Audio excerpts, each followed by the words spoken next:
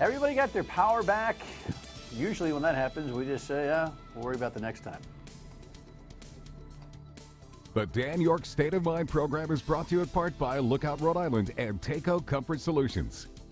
It's kind of the syndrome, right? We struggle through power outages, and maybe there's some post-mortem that the public does, but for the most part, once the power goes back on, you say, and you get back to work. And then when the power goes out again, you either attribute it to Mother Nature or some logistical issue, and if it doesn't feel too burdensome, you just kind of forget about it. It goes on and on and on and on. But in this particular situation, with the power loss that we experienced last week, with that kind of sort of surprise Sunday thunder-busting mini tropical hurricane combination of whatever, this time National Grid took a couple of punches in the nose, and I think there will be a few more tonight. Now, National Grid is always welcome to this program, has appeared on this program on many occasions, and after the notes that they take on this program, they may want to join us and respond, both with our guests and with others, because there are a lot of people chatting about it. Great to have you in. Thanks for coming on this Tuesday night. There's a slew of headlines we can show you here that kind of reflect your temperament. There was the storm, of course, and then we started to cover the power outages, right, on WPR.com and beyond, and all of a sudden people started to get a little agitated about the slow response to the outages. That's kind of normal, but then the businesses started to really get, and we're going to talk to a local business guy as well, really started to get into the act here and criticizing, and then the governor came slowly around to the idea that maybe she ought to be on this thing. Here she was. Did they do everything right, and they do everything that they could do? They follow best practices. Were they caught flat-footed? Did they prioritize Rhode Island as compared to Massachusetts and Connecticut? I don't know. Did they, Bill? I don't know. Well, I think that's probably the answer in a nutshell, is that I think they got caught just like the governor said, flat-footed. From what we could see and the problems we had in Cumberland, that's exactly the take I took on it, because I was around quite a bit throughout Cumberland at the time. That was a major, problem. We had 8 or 9 roads that were blocked. We couldn't get supervisors in. We couldn't get communication. And I'm going to say this: I'm going to defend the governor's office on this. Is that the governor called me, and I know she called a number of mayors and other people in the municipalities. What help can we give you? This was on Monday morning, and told us, here's the numbers that to call into my office. And we're very fortunate because David Cruz lives in Cumberland, so I had a direct communication with him. David Cruz is the liaison to the General Assembly. Right, for the governor, one of her top advisors. By the way, I didn't expect you to roll into this whole narrative. This is the mayor of Cumberland, by the way. The formal introduction comes for Mayor Bill Murray. You could have given me a better introduction. I was just thinking you'd do a little da-dum-ba-boom. You've done the show a couple times. A little bit-da-ba-da-ba-boom. Then I turn and I formally introduce you. But the-bunt-da-bunt-da-boom. But I'm zeroed in on what happened. Would you get zeroed in on television production, please? No, okay. Anyway, no, I get it. I think we ought to break it down. We're also going to meet a local business guy who spent some time on the radio with me and was fit to be tied. Lieutenant Governor Dan McKee, who announced today that he's running once again for re-election, made this kind of a staple complaint last week, was out front, and I think he kind of pushed the envelope on this notion that National Grid was caught flat-footed, although those aren't the words he used. The governor used those words after the spokes guy for National Grid told me that he didn't think they were flat-footed.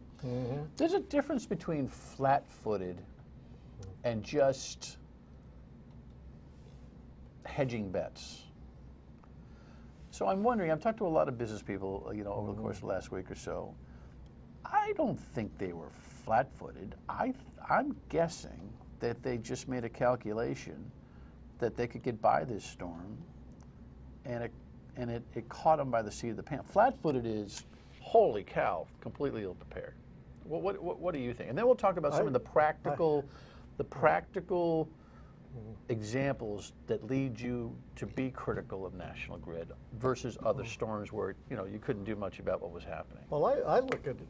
I think flat-footed is a fair statement, and I think calculated is another fair statement, because that's exactly what happened.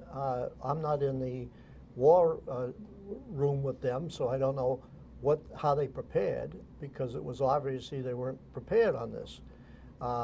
That's one point.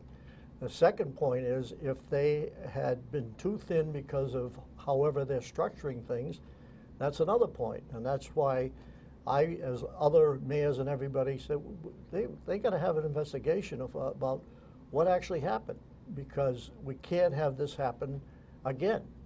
This was a storm which was a big windstorm, remember. How about if this is in January and we have a tremendous snowstorm with winds and everything like that?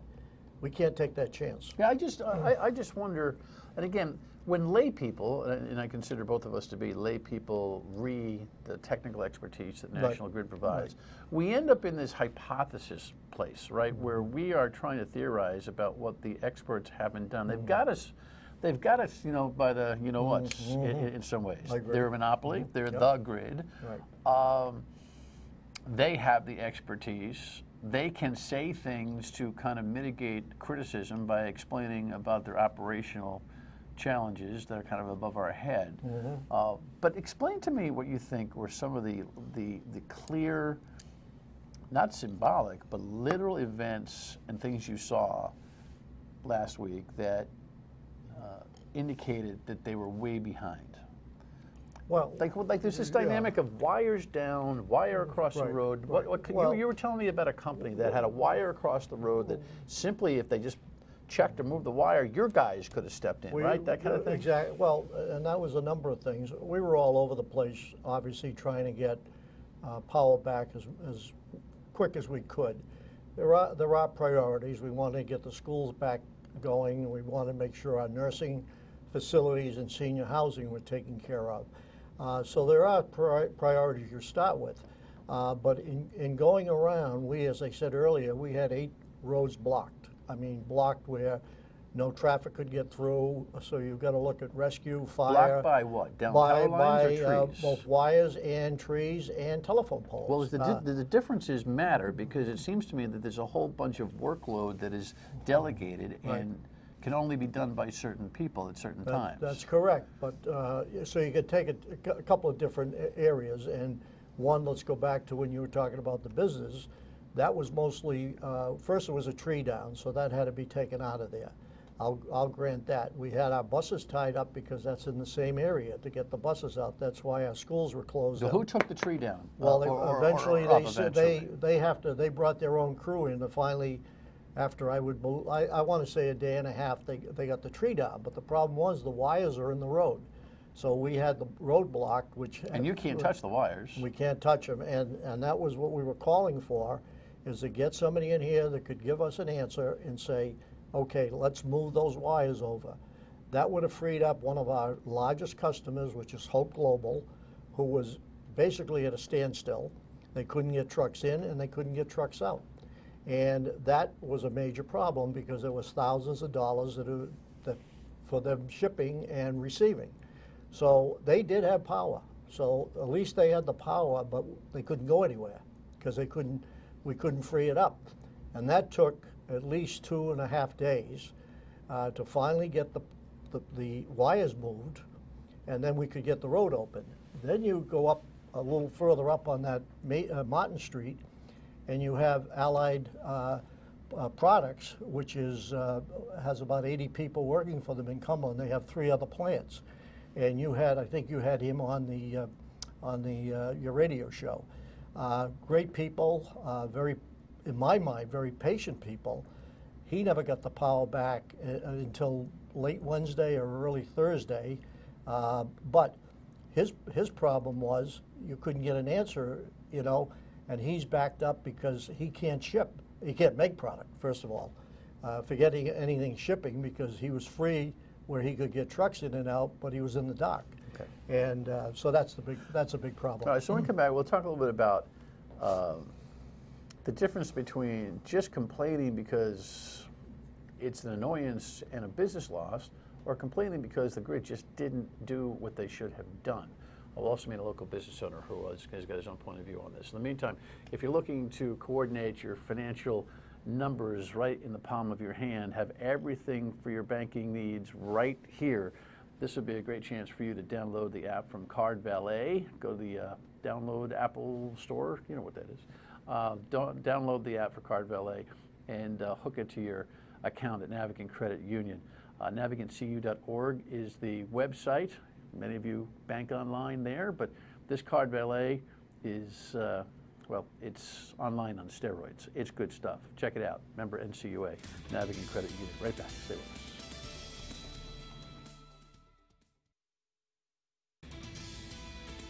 So I probably don't have to remind you the way it was, but this is the way it was. Have questioned why it has taken so many days to restore power. National Grid says the damage from this storm has been one of the most disruptive in recent history. They brought in crews from other states. We have been seeing them all over, trucks from Ohio to Mississippi. National Grid spokesman Ted Cressy says he understands customers' frustrations, and he says at the end of this process it can move more slowly because they are sending line crews to neighborhoods with just 1 or 2 customers out. Maybe it's just, you know, one single line that's down connected to somebody's home or something. And those are the outliers, and that's what really takes time. That's why, you know, initially we go for the low-hanging fruit. We can knock out a bunch of customers at once. You know, this is where the slogging really gets going, and that's why it takes a little bit of time. But, you know, we've got over 675 crews right now. We're going to get it done. We're going to get it done as quickly as possible. And again, we just ask for our customers' patience. Well, that's a relative term, right? Sennen Conte owns a business called Gerbs, correct? Yes. You're an online business for the most part, yes. Right? As I recall. Tested your patience? Yep. Yeah? Tell me. Well, I got the first call from the alarm company when the power flickered, and they thought it was a break-in. So then I drove down, make sure there was no trees down, but on the way home, it was when I made my first call to Grid. Hoping that... You're in Johnston? In Johnston, yeah. But right on the line of North Providence and Smithfield. So called them, got up and came to work in the morning to no power, but a lot of the surrounding neighborhoods had power, so it was tricky, but it progressively got more frustrating as the days went on. How? I never got a call back from Grid, from National Grid. Never a call. Still haven't gotten a call. Okay. Then I reached out to our mayor. I reached out to Dan McKee's office just to kind of let them know that our area had no power and there was a bunch of small businesses that were affected. Our team was affected, and that pretty frustrated. And you know, no power meaning we can't produce. We produce a gourmet line of allergen-free foods. We produce everything. So no power, we're dead in the water. How many days were you out total? 3. 3. So what's the moral of the story? I mean, what's the compelling argument that you want to make here? I mean, because you know, being out of power is a pain in the rear end. I get it, but what's different for you? What makes this newsworthy? I think it's frustrating because over the several storms in a row, we hear the same questions, and I'm not hearing answers about. Are they responding? How do they respond? Do they respond commercially, residentially, differently? They respond to low-hanging fruit and then in the trenches. Isn't that what the spokesperson just said? Frustrating. That's frustrating. I mean, I would hope that they would have crews that would handle commercial properties differently. I mean, you have to handle a hospital, you have to handle a school. It's probably more power going into the facility, so it's probably a different crew to handle that. And I would like to know how many do they have on staff to respond to a storm like this. Well, is that the kind of transparency, Bill, that you think is important to actually have manpower, roster lists, that kind of thing? I mean, I'm not so sure what you would do with the information. I mean, I don't know what I don't know what you want other than your power on all the time. I know I don't want to be sitting back here talking after the next storm, asking the same questions. I think that's the key. As I said that earlier, is that we've got to get a handle on it. We're not in their war room, so we don't know how their corporate thinking is, which is one point. But these businesses, it's costing them money. This is dollars that are costing them. And the perfect example is what you just said, is that there's no communication. As many calls as we made, nobody called except once and said, "Oh, we'll have a truck in there." Well, all due respect to just a single business owner, you are the mayor of a major community. Right. You deserve, you need in the role that you play, you need constant communication. Isn't there a government liaison with National Grid that speaks to the municipalities on a regular basis? There's a municipal so-called hotline that went back and forth with our chief. Chief Damaris is the head of our EMA, but the information was spotty, and we didn't have the right information. We were told one thing and it didn't happen. What were they wrong about? They're wrong about when the crew's going to get in, as an example. Now, what my job is if the business was in my town, which is what happened, they're looking for answers and I can't give them answers. And that's all they want to know. If you're being held up to ship product and you know there's a major problem that you can't get trucks in and out, as an example with Hope Global, they want an answer. Is it going to happen in 1 day, 2 days, 3 days? And when you don't have that information back, that's where you get in trouble with your customer, and those businesses are my customer. There has to be. They pay it, right. There needs to be some communication. Maybe not communicating with a mayor immediately, but a small business, a day, 2 days, 3 days, you should be communicating with me so I can communicate with my suppliers to say, hey, don't get mad, this is what's going on. I'm not just golfing. We have no power, and there's nothing I can do about it.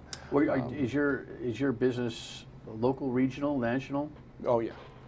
All those things? Worldwide. Worldwide.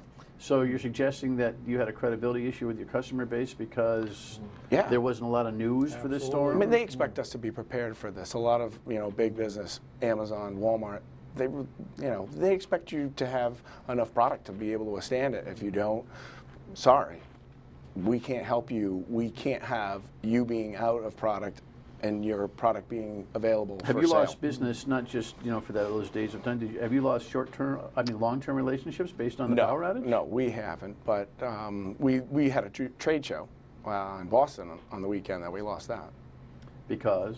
We had no product. Because you couldn't make anything to show, well, or for people to eat. Yeah, for people to eat, and we worked all weekend to fulfill Amazon, so I didn't have the bodies to go to Boston. Right. So when we come back, well, there's some of you on the couch going, "Buy a generator. Just shut up." We'll talk about it. Stay with us.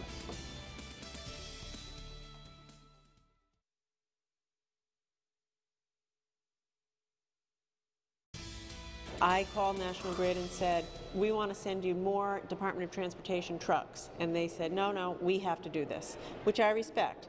They are the ones that have to do it. It's their power lines, but I'm not sure that they've done enough.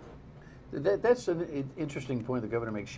She, from a statewide point of view, is trying to do what you try to do on a municipal point of view, and that is deliver assets to the problem of storm damage and power being restored. So you have your excellent public works guys in Cumberland. She's got the DOT employees. She was trying to employ troops, and they're saying, no, we got this. You can't do it. That's the frustrating part. We had one road that was a major road, living in the town, Bear Hill Road. And we had a telephone pole across, and my highway department called me and said, man, we can cut this pole and move it across, at least get the road open. And I went and we looked at it. We asked National Grid. They had one man, not a supervisor or anything. I said, call in to somebody. I want this road open and I want that pole. They wouldn't let us cut the pole. So here we had an effort, and we had men, after we cleared our streets, we had men available. What would happen if you just said, heck with it, I'm cutting the pole? I came close to that, but I tried Personally? to look. I tried. No, I had people to do it. We had a backhoe in there. Listen, but this guy's crazy enough to do that. Well, he may look calm, cool, and collected and very formal as mayor. You got a little bit of, when a Murray temper thing goes, it might be, give me the damn chainsaw, let's go! Well, they don't want a chainsaw in my hands. No. Let me put it that way. But if we could have done it, we could have had the road at least open for traffic. And that took about 3 days to even get get that road open. So What about this notion that, you know, people are listening to the radio and the complaints? There are those who just kind of sit back and say, come on, man, it's New England, we had a windstorm, get a generator.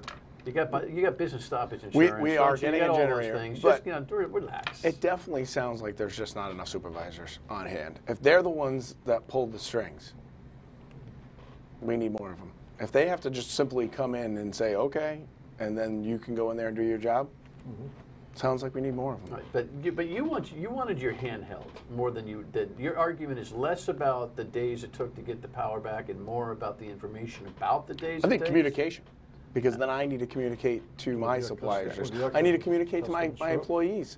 They were without work. Right. And they were asking me, and I didn't have any information whatsoever. No, I think that is a wholly legitimate complaint. The work is one thing, because storms are unpredictable, and they're all unique, right? But letting people know what the heck is going on is important. You weren't even well informed. No. By the end of the day, everyone's back in Cumberland, correct? Yeah, the governor's talking about a review. The lieutenant governor's talking about a piece of legislation that would actually show some penalty for National Grid for not getting the job done. Do you support that? Absolutely. We had, the lieutenant governor did have a bill in that we all testified, and it never got out of committee. And you know, and I said it earlier, National Grid in the last 3 years has done a great job at Cumberland and a lot of other areas of trimming trees and, you know, to try to solve some of these problems, because the other argument is you're out in tree country. And that's what's happened when the wind hits them and whatnot. So they've done a great job there. But then when there's a crisis, you know, that's the communication. These businesses have to know. We have to know too. You've got kids out of school. You know, we were fortunate. We had them back in on Tuesday, except for one school community. And we have to know this stuff. We have to be able to let the public know. And when you don't let the public know, that's when all hell breaks loose. Makes sense. Well, the governor also says that she's, you know, putting the thumb on the PUC. By the way, the PUC, the division, not the commissioners, but the division has a protocol by which they do evaluate every storm. I would think that some of the political heat will probably make this a more high-profile review than one that just kind of gets stuck in a file in the drawer. You're looking for that, right? Yeah. And again, your thing is more about letting us know what we need to know, so you just can an plan idea. adequately. I think we should have an estimate. Yeah. An estimate of time. Well, it's on the computer. I mean, they'll give you an estimate. It doesn't mean it necessarily. Yeah. It's not correct. No. But you think that on the commercial end, you need a little bit more specificity. On the municipal end, you need a lot more responsiveness. And so we can inform the public. That's the biggest thing. Well, the National Grid is more than welcome to come here and respond to these complaints and talk to us about what they've learned from this. If it's just just one of those storms types of things, I don't think that's going to fly. And this might be one of those storms where people say, you know what, we're not forgetting this one, because it didn't need to be. I hope they don't. As bad as it was. That's all right, correct. guys, thank you very much for coming. Thank you. Final word, and I'll let you know what's tomorrow night when we come back. Stay with us. Listen, when it comes to your cybersecurity, a lot of us still don't really know what we're doing. The new folks at, our new sponsor, Wally Computer, will be here tomorrow night to kind of talk to us about how we can get smarter about our own cybersecurity. Mayor Fung, who's running for governor on Thursday, and we'll just keep you informed. Weekdays 3 to 6 on WPR as well. We'll see you on the radio tomorrow. Easy for me to say. Good night.